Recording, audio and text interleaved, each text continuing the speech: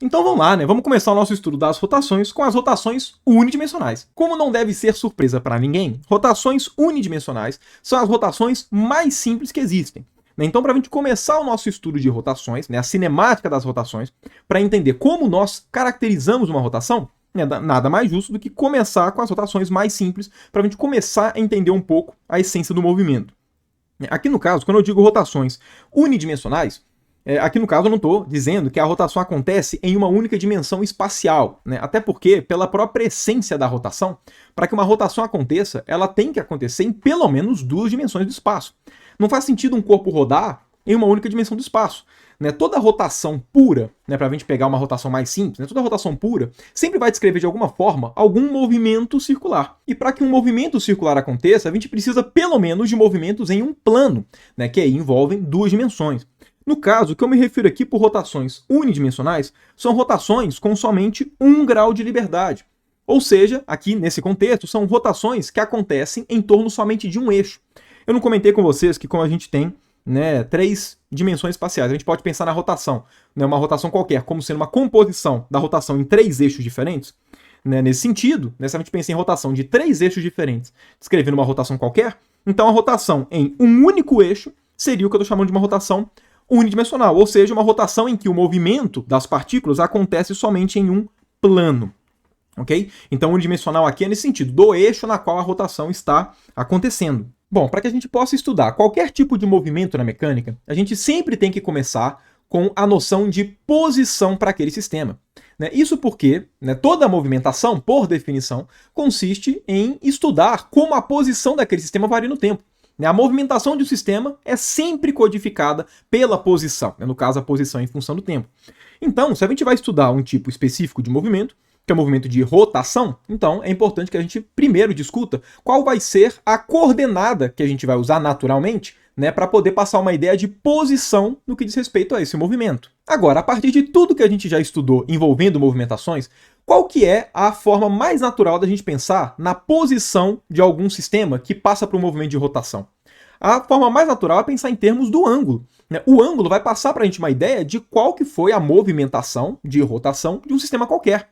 Né? Isso porque, vamos lá, se a gente conhece, né, um sistema inicial, que ele passou por uma rotação, então vamos lá, imagina que ele fez isso daqui, né? Enfim, ele saiu do vermelho para o azul, né, descrevendo uma rotação nesse sentido daqui. A gente pode entender essa rotação da seguinte forma: no início, né, o que seria a posição inicial do sistema, né, ela seria descrita por esse ângulo daqui que eu vou chamar de θ0. Esse sistema passou por uma rotação e, por consequência, né, agora a nova coordenada dele, a nova posição, é dada por um valor de θ, por exemplo, né, θ1. Okay? Então, né, percebam, rotações naturalmente nos leva a escolher ângulos para que a gente possa falar de posições, né, de coordenadas a partir, né, daquele tipo de movimento específico que é o de rotação. Agora, para a gente estudar um movimento geral, a gente precisa não somente de uma noção de posição, mas sim de uma noção de posição na qual a sua variação se comporte como um vetor, ou seja, tenha caráter vetorial. Né? Isso pelo seguinte: quando a gente pensa num ângulo, um ângulo ele serve muito bem para a gente poder pensar nas posições para uma rotação que acontece em um único plano, né? Ou seja, com uma direção, né, com um eixo de rotação fixado. Por quê? Porque esse tipo de rotação, qual que é o eixo de rotação? O eixo de rotação é o eixo perpendicular à tela, certo? Então, de fato, o ângulo marca muito bem, né, rotações em torno desse eixo. Agora, a gente sabe que um corpo ele pode girar em 3 eixos diferentes. E uma rotação geral, ela pode passar por uma mudança da rotação em cada eixo. Certo? O sistema pode começar girando em um eixo só, depois ele muda de eixo de rotação. Enfim, o eixo de rotação de um sistema físico pode variar, né, em um punhado de vezes ao longo do tempo. Então a gente precisa de alguma noção vetorial de deslocamento envolvendo, né, rotações, exatamente para que a gente saiba como a movimentação do sistema se dá, né, dado que a evolução, né, da movimentação, né, o estudo da movimentação, consiste em você saber a condição inicial e como o movimento varia. Né? Então a gente precisa dessa noção vetorial, né, envolvendo, né, o deslocamento, né, de rotações, esse deslocamento angular. Né? Sem contar que movimentos são dados por grandezas vetoriais mesmo. Né? Velocidade é uma grandeza vetorial. Aceleração é uma grandeza vetorial. Deslocamento é uma grandeza vetorial. Então é importante que a gente consiga fazer a descrição, né, do movimento de rotação a partir de grandezas vetoriais. E claro, né, a primeira noção que a gente tem para poder falar né, para poder fazer toda a construção é a partir de posições, porque a partir das posições a gente constrói os deslocamentos e com os deslocamentos a gente constrói as outras grandezas, como por exemplo velocidade, aceleração e por consequência acaba caracterizando todo o movimento. Então, beleza. Os ângulos parecem que dão conta de passar uma ideia de posição para a gente. Mas essa noção de posição, ela tem um caráter vetorial? Ou, em outras palavras, com a ideia de ângulos indexando posições. Variações desses ângulos podem ser vistos como vetores? É possível associar vetores a rotações, a deslocamentos angulares? E a resposta é não. Né? Rotações não são vetores. Né? Mesmo sendo possível a gente associar módulo, direção e sentido para esses caras daqui, né? Rotações, né? Deslocamentos angulares, não são vetores, eles não se comportam como vetores. Né? De maneira geral, a gente acha que um vetor é somente uma grandeza que tem módulo, direção e sentido, mas não. Né? Vetores são grandezas muito mais específicas do que isso. Só para deixar isso claro, como é que a gente consegue atribuir uma noção de módulo, direção e sentido para uma rotação? É bem simples. Vamos lá, imagina que a gente tem um sistema está escrevendo um movimento de rotação, né, enfim, em torno dessa trajetória que eu coloquei. Imagina que o nosso sistema começa aqui, né, está descrevendo um movimento nesse sentido, a gente deixa passar um tempinho, ele sai daqui e vem para cá, por exemplo. Então, né, vamos lá, no ponto de vista angular, qual foi o deslocamento angular desse cara? Né, bom, o deslocamento angular dele foi este ângulo θ daqui, ó. Associado a esse deslocamento angular, né, que eu vou chamar aqui até de Δθ para ser, né, mais justo, a gente consegue atribuir módulo, direção e sentido da seguinte forma, né? Atribua um vetor, entre aspas, né? Uma seta a esse cara, que vai ser da seguinte forma, né? Vamos lá, coloque essa seta perpendicular ao plano, que a rotação está acontecendo, ok? E coloque a sua direção e sentido de forma a obedecer a regra da mão direita, ou seja, faça o movimento com os seus dedos ao longo da rotação e o seu polegar, né, vai estar na direção do vetor. Vocês vão ver que a gente vai chegar neste vetor daqui. Okay? No caso, o módulo desse vetor é exatamente a rotação que aconteceu. Então percebam, é possível atribuir uma noção de módulo, direção e sentido. Né? Com este vetor daqui, né, com essa setinha, a gente consegue saber exatamente como foi a rotação, né, pelo menos do ponto de vista do deslocamento angular. Né? Porque a partir do momento que ele tem essa direção e sentido, a gente sabe que a rotação aconteceu no plano que é perpendicular a esse vetor e no sentido dado pela regra da mão direita, e a gente sabe falar exatamente qual foi o deslocamento angular, pelo módulo do vetor. Então parece esquisito, né, eu ter falado que a gente não consegue construir uma noção de vetor com rotações. Né? Rotações não podem ser vistas como vetor. Né? Uma forma fácil de evidenciar isso é a partir de uma propriedade extremamente imediata de vetores, que é a comutatividade. Ok? Vamos lá. Se eu tenho um vetor V mais um vetor W, esse cara daqui é a mesma coisa que o vetor W mais o vetor V. Pensando em termos de deslocamento, né, que a gente sabe que o deslocamento é um vetor, isso é a mesma coisa que falar que a ordem dos deslocamentos tanto faz para o seu movimento como um todo. Né, vamos lá, se a gente tem um bloquinho, você desloca ele para a direita e depois você desloca para cima, isso é igual você primeiro deslocar ele para cima e depois deslocar para a direita. Né, independente da ordem que você faz, né, se você faz primeiro horizontal e depois vertical, ou primeiro vertical e depois horizontal, a movimentação do seu sistema vai ser idêntico. Okay? O movimento é exatamente o mesmo.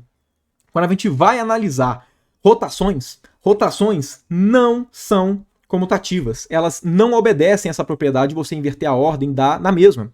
Né? E aqui eu coloquei essa imagem, que é um ótimo exemplo, um exemplo canônico para poder mostrar isso. A ideia é o seguinte, vamos lá, a gente tem aqui um livro, né, que está primeiro, né, com essa orientação. Na parte aqui de cima, primeiro a gente roda esse livro com relação ao eixo X em 90 graus e depois roda mais 90 graus com relação ao eixo Y. Então, o livro começa assim, termina assim. Se você inverte a ordem das rotações, ou seja, primeiro você rotaciona no eixo Y e depois no eixo X, olha só, você vai chegar em outra posição. Então, dependendo da ordem que você faz duas rotações, você cai em uma rotação diferente. A rotação não é comutativa. Se a rotação não é comutativa, a gente não pode pensar nela como sendo um vetor na prática para poder pensar nessa noção de deslocamento, certo? Porque a noção básica de um vetor é que seja comutativa. A composição de vetores é comutativa, certo? Então, parece, num primeiro momento, que a gente não consegue usar, então, essa noção de ângulo, né, de rotação de fato, né, uma rotação finita, para a gente poder falar de vetor. Porém, a gente consegue, indiretamente, ainda usar esse cara daqui para poder construir uma ideia de vetor. Não exatamente uma rotação qualquer. Né? As rotações apesar de não serem comutativas, tem um tipo específico de rotação que é comutativa, por um motivo até que é fácil da gente entender, que são as rotações infinitesimais. Se você faz uma rotação minúscula, esse cara sim se comporta, né? Essa rotação, esse deslocamento angular infinitesimal, ele sim se comporta como um vetor. E é fácil a gente entender isso pelo seguinte: quando a gente tem uma rotação finita, né? Vamos lá, vamos supor que o corpo começa nessa posição daqui e ele faz uma rotação finita e vem para cá. Então ele faz esse delta θ daqui, ok? Vamos lá, a gente sabe que o deslocamento é um vetor, ok? Agora, nessa rotação finita, a movimentação do sistema foi dada ao longo desse cara daqui, que é um arco de circunferência, ok? E aqui, né, enfim, se a gente tem um círculo de raio R, a gente sabe que esse L é R delta θ, né? Uma relação de circunferência que a gente vê, inclusive, no ensino fundamental. Em compensação, se a gente for desenhar o deslocamento de fato, o deslocamento corresponde a essa reta daqui, certo? Lembrando, o deslocamento sempre corresponde à distância em linha reta, né, que separa o ponto inicial e o ponto final.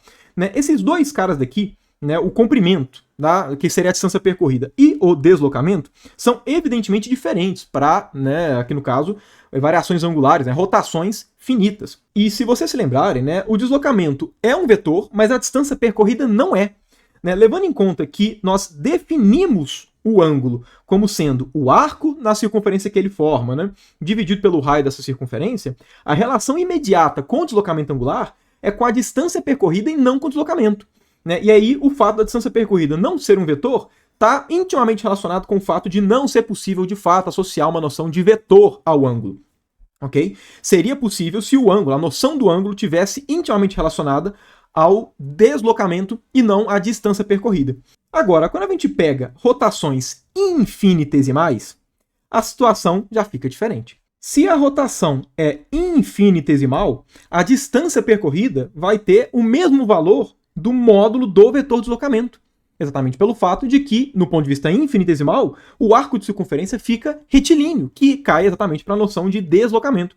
Então, quando o ângulo é infinitesimal, essa relação daqui se transforma em quê? Em deslocamento, né? Esse deslocamento infinitesimal, ele é igual a R dθ. Então, no ponto de vista infinitesimal, a gente consegue relacionar, né, vincular, né, a rotação infinitesimal, né, o deslocamento angular, digamos assim, ao vetor deslocamento de fato. Né? Então aqui fica o módulo do vetor deslocamento. De forma que, nesse regime, sim, aí por conta, né, dessa construção aqui qualitativa, a gente consegue, de fato, atribuir um caráter vetorial a esse dθ. Né? No caso, a gente pode, né, como aqui está o módulo de um vetor, a gente pode meio que pensar que este lado direito da igualdade, ele é o módulo relacionado a algum vetor, né, que envolve tanto R quanto esse dθ, né, a noção de vetor, de fato, relacionado a esse deslocamento angular. Então, sim, é possível atribuir uma noção vetorial a um deslocamento infinitesimal angular. E na prática, é essa noção de deslocamento que a gente precisa que tenha um caráter vetorial. Por quê? Porque qualquer deslocamento angular que não é infinitesimal, a gente constrói a partir dos deslocamentos infinitesimais, certo? Da mesma forma que a distância percorrida, por mais que ela não seja igual ao deslocamento, a gente constrói a distância percorrida pelo deslocamento. Certo? Vai somando os deslocamentos em cada uma dessas parcelas picotadas desse arco de circunferência. Você vai pegar a distância percorrida. Certo? Da mesma forma que uma rotação qualquer é obtida como sendo, né, a sucessão de várias rotações infinitesimais. Além disso, quando a gente vai definir as noções de velocidade e aceleração, a gente precisa de que tipo de deslocamento? Deslocamentos infinitesimais. Então, na prática, né, quando eu falo que a gente precisa de uma descrição vetorial, né, da parte, né, envolvendo, né, posições de deslocamentos, a gente precisa garantidamente de uma noção vetorial para deslocamentos infinitesimais, porque esses deslocamentos infinitesimais, a gente consegue construir todo o resto, né, toda a informação, né, toda a caracterização da movimentação do nosso sistema. Okay? E aqui, de fato, né, o nosso dθ ele pode ser construído, né, como sendo um vetor de fato. Né? Agora, como é essa noção vetorial para o dθ? Como é o vetor dθ? Né, como é que a gente constrói esse cara, para aí sim começar a falar, né, das grandezas que definem a cinemática da rotação. Bom, para definir o vetor dθ, vamos começar com um contexto mais natural quando a gente está querendo pensar em ângulos, que é o contexto de um movimento circular de fato. né? Lembrando, a gente precisa construir uma noção de vetor dθ que seja condizente não somente para um movimento circular. Porque lembrando, só vai existir um movimento circular na rotação se for uma rotação pura em torno de um eixo fixado.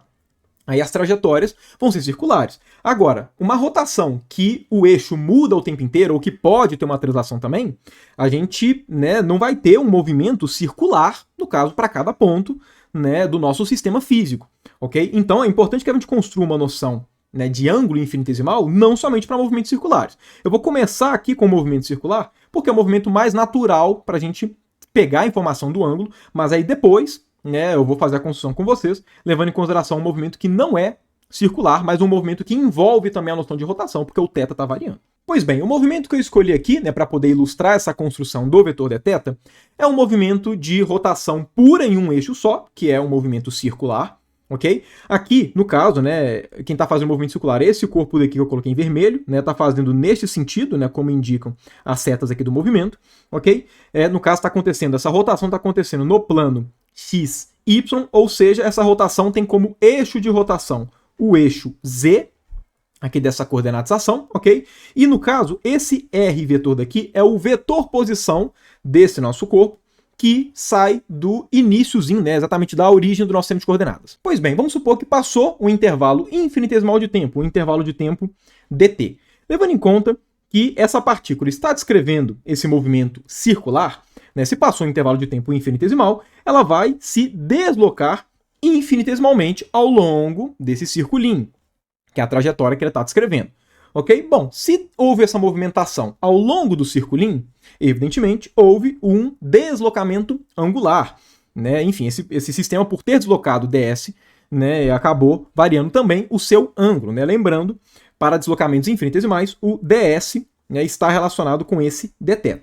Né? Levando em conta que a gente já sabe que deslocamento é uma grandeza vetorial, a forma mais natural da gente construir o vetor dθ é a partir da relação, né, desse ângulo, né, do módulo que seria do vetor dθ, com esse ds. Porque se eu consigo escrever o dθ em termos desse vetor ds, né, eu consigo, no caso, garantir que esse dθ vai ter um comportamento vetorial de fato.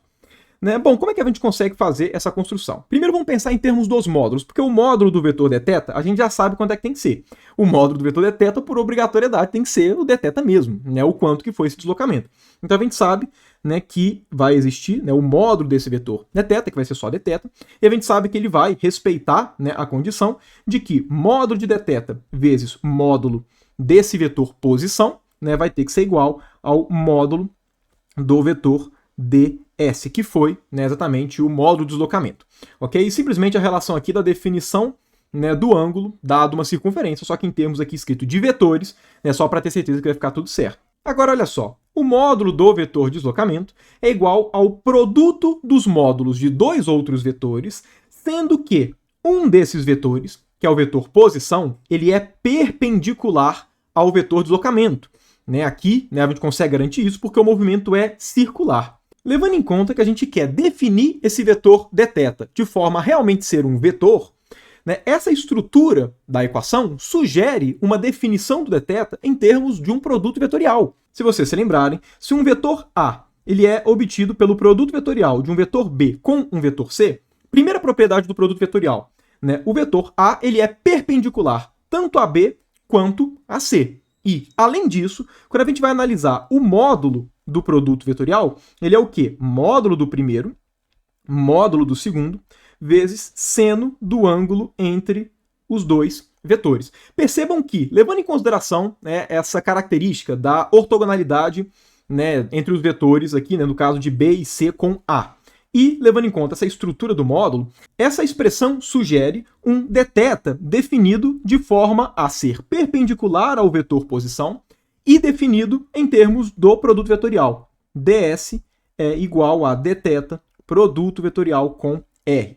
Perceba que se a gente define, deixa eu colocar em preto, né, e quadricular em vermelho, se a gente define o vetor dθ por essa expressão daqui, percebam que a gente, né, respeita as propriedades que a gente identificou, né, de que o R ele é perpendicular ao vetor ds, né, nesse caso daqui, ok? E também, né, respeitamos o módulo, que é da onde surge, né, a única informação do vetor dθ que a gente não tem escolha, né, que tem que ser, que é que o módulo dele corresponde exatamente a esse ângulo daqui infinitesimal que foi colocado.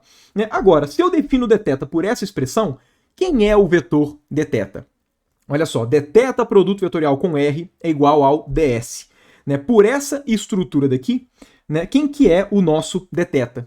O nosso dθ, vetor dθ, é esse cara daqui. Olha só, o vetor mais natural para a gente poder pensar, né, para um deslocamento angular. Porque olha só, aqui é fácil ver, né, dθ produto vetorial com R vai dar exatamente na direção do S, né, enfim, e a questão, né, dos módulos aqui, né, enfim, garante que, enfim, vai tudo bater certinho.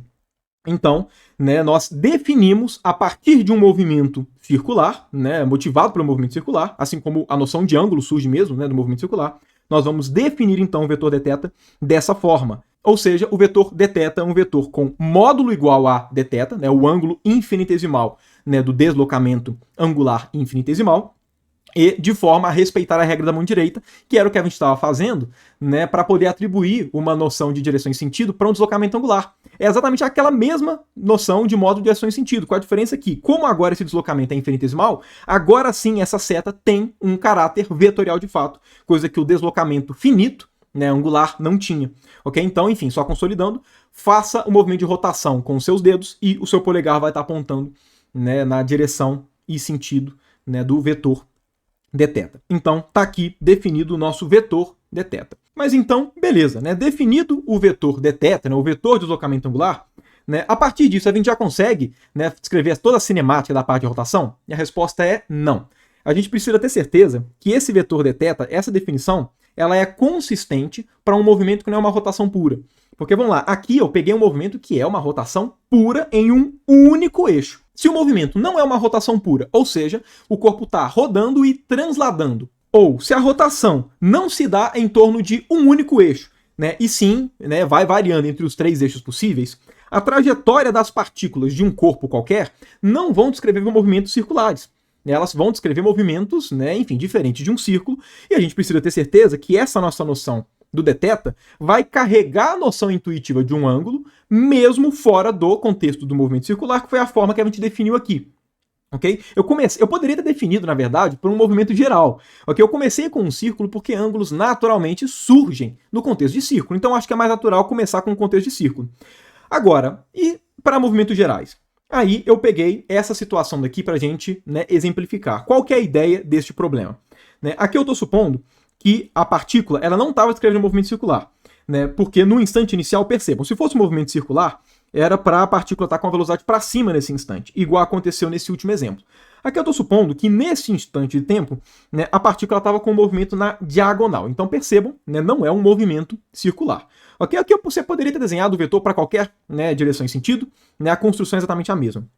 E aqui, mesmo o movimento não sendo circular, né, depois de um deslocamento, a gente consegue ter uma noção de ângulo. Certo? Beleza. Né? Se o movimento fosse circular, ok, a gente conseguiria chegar aqui e definir a noção de ângulo normal pelo arco da circunferência e tudo. Agora, quando o movimento não é circular, mesmo assim, a gente consegue definir uma noção de ângulo. Né? Um outro exemplo disso é, pega um movimento num plano, só para poder ficar mais fácil. A partícula sai daqui e faz esse movimento daqui, ó, faz essa trajetória. Ó, ela sai daqui e faz isso daqui. Ó. Ela sai e vem para cá. Isso, obviamente, não é um movimento circular, mas perceba, a gente consegue definir ainda uma noção de deslocamento angular. Porque, olha só, ela saiu daqui, né, ela saiu dessa reta daqui e veio para esta reta daqui, ou seja, teve esse deslocamento Δθ. Então, mesmo sem movimentos circulares, né, a gente define naturalmente uma noção de deslocamento angular. Agora, o vetor de deslocamento angular que a gente definiu agora há pouco é consistente com o movimento geral? Vamos verificar isso. Se for consistente, então temos definido o nosso, né, deslocamento angular infinitesimal, e aí sim a gente pode partir para todo o resto da construção cinemática e futuramente para a dinâmica. Mas a gente precisa definir esse vetor de deslocamento angular, exatamente porque ele vai estar relacionado com as variações do movimento. Então, para descrever um movimento geral, a gente tem que ter consolidado essa noção de vetor de deslocamento angular. Mas então vamos lá, né? A partir da nossa construção para um movimento circular, qual seria o vetor dθ aqui? A construção é a mesma, regra da mão direita. Movimente os seus dedos ao longo, né, do movimento angular e o seu polegar vai estar apontando, né, na direção e sentido do vetor dθ. Então a direção e sentido vai ser igual, né, naquele caso circular, ao longo aqui do eixo z, né, e o módulo desse vetor vai ser exatamente esse dθ, né, o deslocamento angular, né, de fato, né, o módulo dele. Agora, perceba que esse dθ não respeita aquela expressão de que ds é igual a dθ produto vetorial com r. E é fácil perceber isso, né? Já de cara, olha só, ds tem que ser perpendicular tanto a dθ quanto a r pela definição do produto vetorial. Imediatamente, olha só, r e ds não são perpendiculares. Então, essa igualdade ela não é satisfeita, né? Então parece que, enfim, né, a gente chegou em algum problema. Na verdade, não tem problema nenhum aqui, né? O problema existiria se essa igualdade fosse satisfeita para esses três vetores. Aí sim existiria um problema. Isso porque a gente construiu essa equação a partir de um movimento de rotação pura. Nesse segundo exemplo, esse deslocamento, ele já de cara não corresponde a um deslocamento, né, relativo a um movimento de rotação pura. Necessariamente, esse deslocamento corresponde ao deslocamento gerado por um movimento que tem tanto translação quanto rotação. Por que eu consigo afirmar isso? Porque quando o movimento é rotação pura, os pontos, né, as partículas do corpo que está rotacionando, descrevem movimentos circulares. E uma das características de um movimento circular é que o deslocamento ele é sempre perpendicular à distância do centro desse movimento. Levando em conta esse nosso novo contexto, percebam, o deslocamento, né, do corpo não é perpendicular ao vetor posição, marcado em relação ao ponto na qual nós estamos marcando, né, esse deslocamento angular. Né? Em relação a esse ponto, esse deslocamento só seria uma rotação pura se ele fosse para cima ou para baixo. Consequentemente, este movimento daqui, esse vetor ds, que eu vou representar aqui, né, é um vetor de deslocamento que, medido em relação a essa origem nossa daqui, é um movimento, né, é um deslocamento de uma composição, de uma translação com uma rotação. Né? No caso, se eu quiser dividir esse deslocamento na parcela relativa à translação e na parcela relativa à rotação, como é que a gente faz? Em um movimento de rotação, o deslocamento infinitesimal é sempre perpendicular ao vetor posição.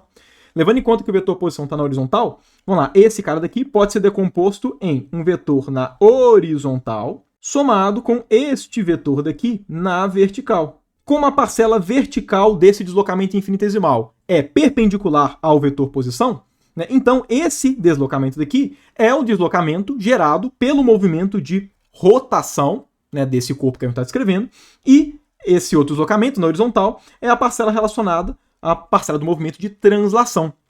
Consequentemente, olha só, o que esse dθ produto vetorial com R está resultando? Ele não está resultando no deslocamento total.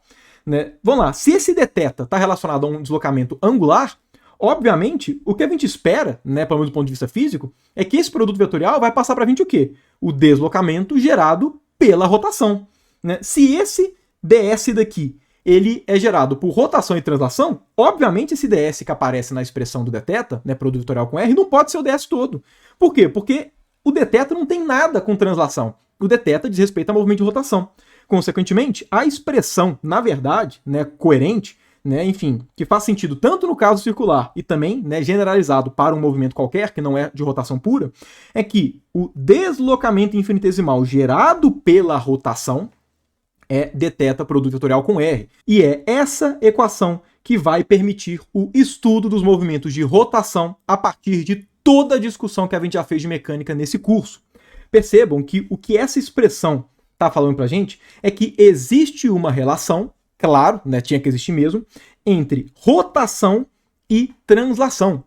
Esse dθ é o deslocamento angular gerado por uma rotação. E esse dsr é um deslocamento linear provocado por conta, né, da rotação. Isso é importante por quê? Porque esse dsr, por mais que ele seja um deslocamento linear relacionado ao movimento de rotação, ele é um deslocamento linear. Ele é um deslocamento estrito sensu, que pode ser medido, por exemplo, em metros, né, enfim, com unidade de distância. Consequentemente, a gente pode pegar esses deslocamentos e jogar em toda a descrição de lei de Newton de translação que a gente fez. Porque o que está falando é que, no ponto de vista infinitesimal, toda a rotação está relacionada a uma translação infinitesimal. E movimento de translação a gente já estudou exaustivamente. Né? Então, essa, de fato, é a equação que vai fazer essa tradução. Ok? Toda essa nossa discussão era para poder definir, de fato, né, quem que é o vetor deteta, para poder chegar nessa expressão e aí sim, né, desembolar todo o resto, né? Como vocês vão ver, todo o resto dessa nossa sexta aula, né, da mecânica das rotações, né, ela tem como origem essa relação daqui, ok? Que talvez seja a relação mais importante que a gente tem, né, nesse estudo de rotações, porque é essa relação que permite o estudo de tudo. Mas então é isso, né? Definido o vetor deslocamento angular e evidenciada a sua relação com as translações, né, com os deslocamentos lineares infinitesimais, eu vou encerrando o vídeo de hoje, né? Volto com vocês então nos próximos vídeos para que a gente possa, a partir dessa relação, terminar de construir, né, a nossa cinemática das rotações e aí sim passar para a dinâmica, enfim, estudar os movimentos de rotação como um todo.